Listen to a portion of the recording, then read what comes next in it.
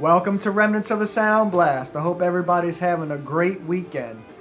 And today we're going to discuss a band that might quite possibly have the greatest 4-album run in American heavy metal history. And I am talking about a band who has sold lots and lots of albums, broke through the mainstream with their 1986 album, which paved the way for a lot of metal bands that followed to be recognized in the world of heavy metal, and I'm talking about Metallica. Now, this 4-album run that I'm talking about starts with Kill 'Em All, their debut, right? You got Hit the Lights, The Four Horsemen, Whiplash, Phantom Lord, Seek and Destroy, Jump in the Fire. That's how they open up, with all this brutal stuff. Great guitar work. I mean, a band that's really, really hungry. A band that's really, really different. Then they followed up with which is arguably, some would say, their best album. But that's up for, interpretation of the listener. Ride the Lightning. This could be my favorite, depending on what day it is. It's between this and Master of Puppets and sometimes Injustice for All. Those three in particular. But Fight Fire with Fire, Ride the Lightning, For Whom the Bell Tolls, Fade to Black, Trapped Under Ice, Escape, Creeping Death, and The Call of Cthulhu. I mean, that's about as perfect of a heavy metal album that you're going to get. I mean, great songwriting, great heavy guitar riffs. I mean, it's all here. Good drumming, everything is going on right here. This is solid. This is really solid. Hard to beat. Then you got your follow-up. This is the album that broke them into the mainstream. You got Battery, Master of Puppets, The Thing That Should Not Be, Welcome Home Sanitarium, which is my favorite Metallica song on this album. Disposable Heroes, Leper Messiah. You have the instrumental Orion, and it ends with Damage Incorporated. This and Ride the Lightning, those two, these two albums, right? These two albums, I mean, neck and neck. This is a little more raw, but just as equally, just as strong songwriting wise. This one, the production is a little bit better on it, but both of these, I don't think you could go wrong with either one. With whichever one you wanted to select as your number one, I don't think that I would argue with you. And then this one is probably my most listened to Metallica album. This came out in 1988, and it features the really popular song One, which they had a video for on MTV back in the day, but Blackened, Injustice for All, Eye of the Beholder, One, The Shortest Straw, Frayed Ends of Sanity, To Live Is to Die, and Dyer's Eve. I mean, there are so many killer guitar riffs on this album, just back to back to back. Like, the songs are kind of long, too. Most of them are like 6 minutes long, some are 7, one of them is 9. The shortest song on here is 5.5 minutes almost. So, I mean, a lot of jamming on this album, a lot of extended jams, a lot of killer guitar riffs. And I'm not talking about just 1 or 2 riffs to kind of like start and end the song. I'm talking about there's 10 or 15 riffs within each of these songs. That some bands would just take 1 or 2 of those riffs and write an entire song off of it. But they changed it up so much on this album.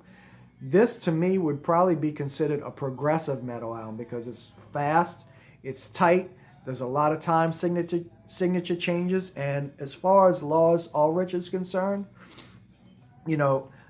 some people want to kind of knock him for how bad of a drummer he was, or he wasn't great, or whatever you want to say. But this album, I would put this up against almost any other band's work because his drumming on this album is fucking phenomenal. It's really offbeat. There's a lot of off time, a lot of time signature changes. There's just, if you listen to it and you try to play that, if you are some kind of drummer or musician and you just playing air drums and stuff, and you listen to how many times he kind of like plays, some off snare beats or some extra bass drum beats, or kind of holds off a beat and then just adds two extra ones in on the next change or whatever. I mean, he's just like, he never played the same thing twice, so it's really hard to follow, and he did a great job on this album. I mean, he went all out. This is, bar none to me, Lars Ulrich's best work is on Injustice for All. But that's not to say that his work wasn't really good on the other three albums as well. But as far as like a 4-album run, I don't think you could put too many other metal bands' catalog and put it up against these 4. I mean, Kill 'Em All, Ride the Lightning, Master of Puppets, and Injustice for All. And I don't have the Black Album on me to show, but if you wanted to go and say a 5-album run, you can go ahead and throw the Black Album in there too. And let me tell you something. Metallica is not sellouts when that Black Album came out. The problem with that is people, especially headbangers, were so used to having that straight, that straight-on brutal attack from start to finish on every album before the Black Album. When the Black Album finally came out and they had like ballads on there, and they actually wrote nice, mellow, melodic songs and stuff that was mature songwriting, that's why people thought that they were selling out. They weren't selling out. They were changing. They actually gained more of probably a fan base than they did before, which brought them really into the mainstream. Even though the Master of Puppets album helped break down all those barriers, I think the Black Album even personified that as far as like their fan base. They went on another level with the Black Album. But Nothing Else Matters and stuff like that. I mean, if they would have been writing stuff like that from the beginning, maybe fans would have accepted them a little bit more for kind of having like a mellow side too. But since they waited 5 albums in to really do stuff like that, I think that's why the notion of being sellouts kind of came into the picture. But I think it's a phenomenal album. I think it's a great rock album. It's not as heavy as the ones that came before it, but I mean, it's still heavy rock. It's still Metallica. I can't really speak on their catalog after that album. I mean, I know I've heard songs from Load and Reload. I'm not really a big fan of either one of those albums. I mean, they did have quite a few songs that I did like, but it wasn't like an overall, great album, so to speak, much like these other albums that I'm telling you about were. But that's just my opinion. I think the snare sound on those albums was kind of annoying. 1 or 2 of those albums had like a really kind of high, like a tin can type snare sound on the snare, and I wasn't really a big fan of that. But like I say, man, this band is definitely a contender for the greatest 4 or 5 album run in heavy metal history, starting with Kill 'Em All. If I had to pick a favorite, I wouldn't really know which one to pick, but I would probably lean more towards Ride the Lightning. But this one is probably my most listened to Metallica album. I remember when this came out, I listened to this album like 2 or 3 times daily for like probably a year or 2. So I've heard every song on here at least 1,000 times, I'm gonna tell you, and I still listen to it. So it's not like I'm unfamiliar with this or I had to re-familiarize myself with it. Every single guitar lick, every single drum fill, it's just embedded in my DNA from listening to it so much. But this was the shit back then. I say the shit because everybody I knew was listening to this when this came out. It was like another level from Master of Puppets as far as like riffing was concerned. I mean, all the stuff's really aggressive. It's really fast. It's driving. I mean, there's so many changes in it. It's just an impressive album to listen to as far as heavy metal goes. So there you go. In my opinion, the best 4 or 5 album run in heavy metal history is from Metallica. I know they just recently released some new songs. In particular, there's a song called 72 Seasons, which I really, really like that song a lot. I think it's really good. I think it kind of sounds more like the classic Metallica stuff. I wasn't a big fan of James Hetfield's vocals when he started getting a little bit over the top with that oh yeah stuff. Oh yeah, yeah, oh yeah. Everything was sounding like Randy Macho Man Savage. It's like, come on, dude. Every song that you do, you don't have to throw in the oh yeah. It just kind of got to me. It got a little bit of annoying to me.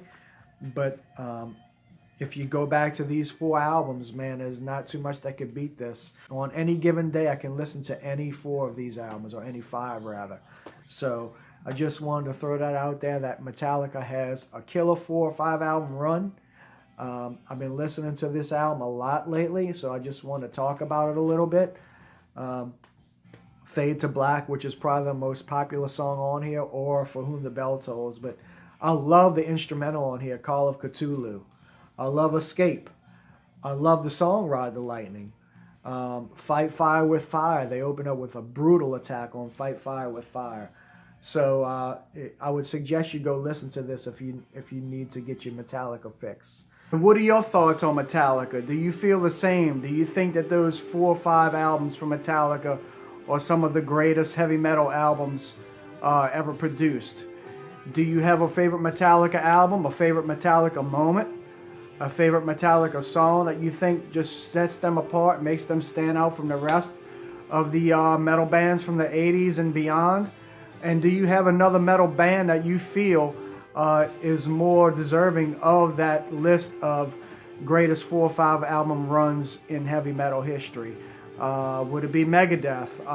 Do you have another band besides Metallica? Is it Slayer? I mean, it could be anybody. Feel free to mention and comment below. I'd love to hear what you have to say about this. As I say at the end of all my videos, until next time, y'all keep rocking and stay safe.